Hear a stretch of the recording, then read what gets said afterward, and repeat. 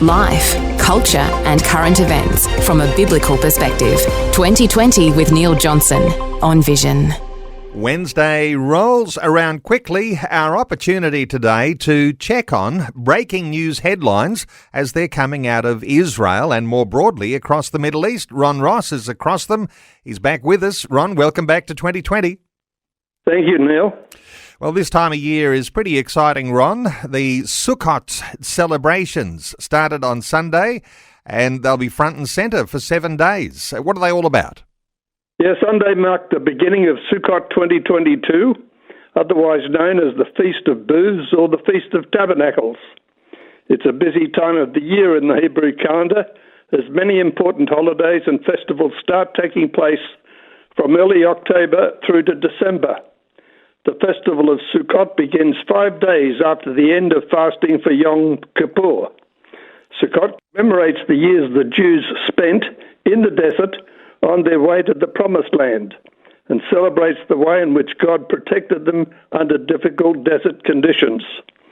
Because of the emphasis on the shelter, the main objective of the holiday is to build a sukkah, an outdoor booth that provides shade while allowing those inside to see the sky.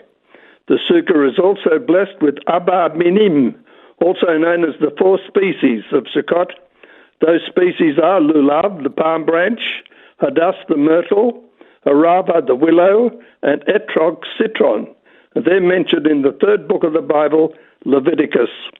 Once built and blessed, families eat all their meals inside the sukkah, and in some cases even sleep there for the duration of the festival.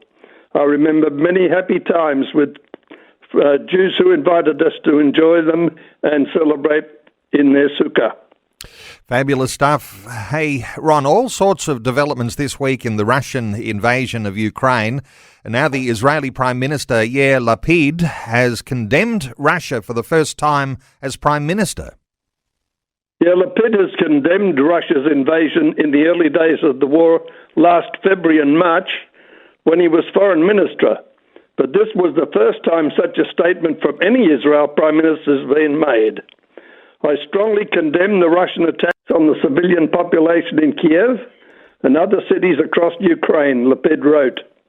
I send our sincere condolences to the families of the victims and the Ukrainian people.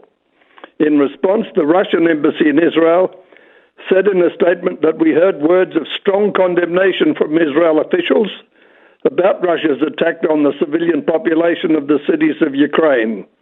According to the Ministry of Defense of Russia, today the Russian armed forces launched a precision attack on military facilities, communication hubs, and the energy infrastructure of Ukraine.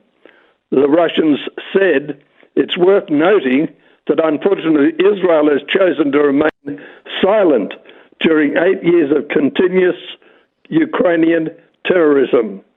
In recent weeks, Israel said it would not recognize Russia's annexation of swathes of Ukraine.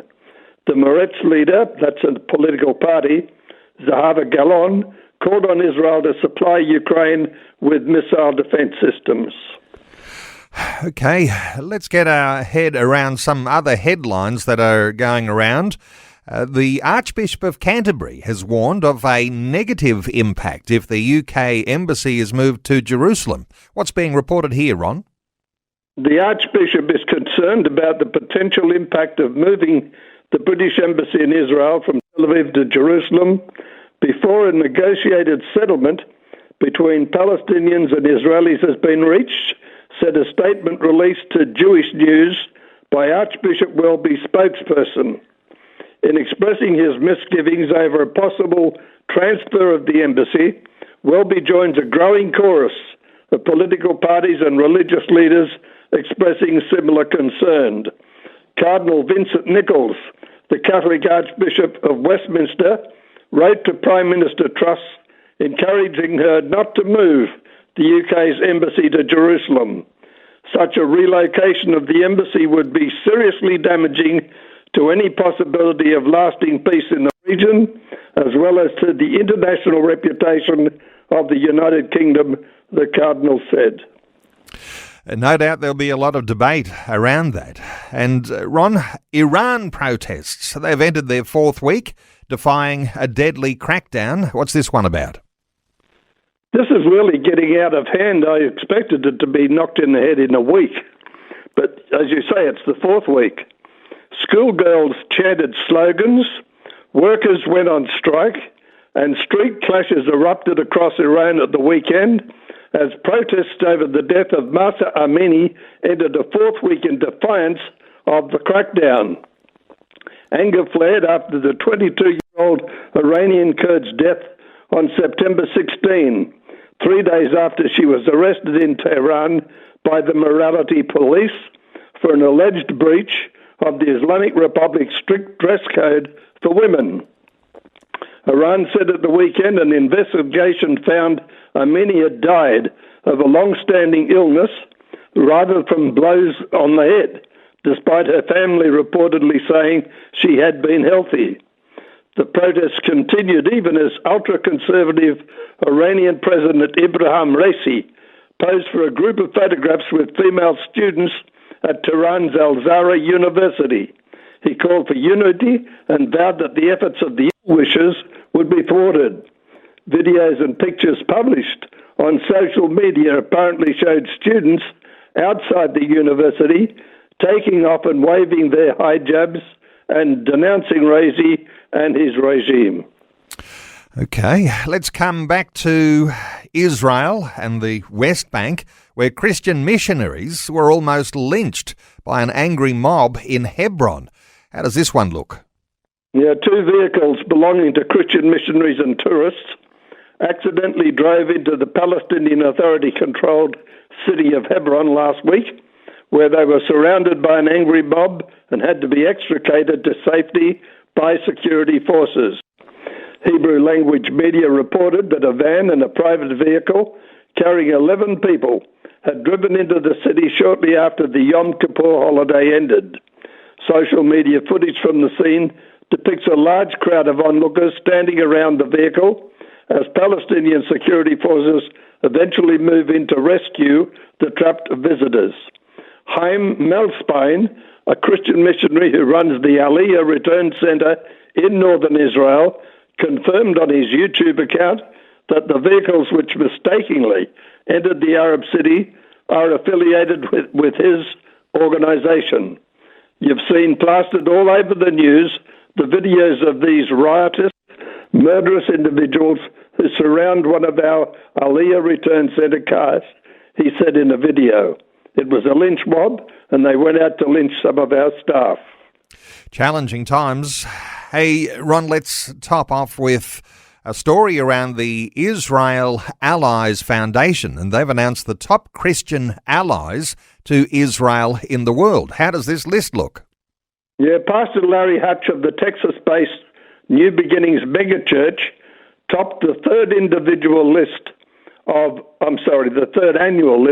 of Israel's top 50 Christian allies, which were released at the weekend by Israel Allies Foundation in honor of the Jewish Sukkot holiday beginning the same night. Coming in at number 2 is media personality Mike Huckabee, while former Canadian Prime Minister Stephen Harper moved up one spot from 2021 and now ranks Israel's third top Christian ally. Former U.S. United Nations envoy Nikki Haley, who defended Israel tirelessly at the global body, as well as the former U.S. Secretary of State Mike Pompeo, was instrumental in bringing about a string of pro-Israel policies in the U.S. They're both included in the top 10. The list includes high-profile representation from Hollywood, such as Pat Boone and Chuck Norris, as well as lesser-known leaders such as Reverend Otsuka of Japan, a Presbyterian pastor who heads the Holocaust Education Center, which educates thousands of Japanese children about the genocide of the Jews by the Nazis. And in a statement it said, "It is Christians, not countries, that stand with Israel," IAF President Josh Reinstein told the media. He said faith-based diplomacy is Israel's most effective diplomatic weapon. And I can tell you from my personal relationship with Josh Rhinestone. He's mad about Israel, and he's even mad about the Dallas Cowboys. Okay. And someone needs to add the Ron Ross name to that list. Well, there's a lot that they didn't mention. Ron, always appreciate your passionate way of looking at those headlines, bringing those to us each week. Thanks so much for delivering them wonderfully again today on 2020. Thank you very much, Phil. Thanks for taking time to listen to this audio on demand from Vision Christian Media. To find out more about us, go to vision.org.au.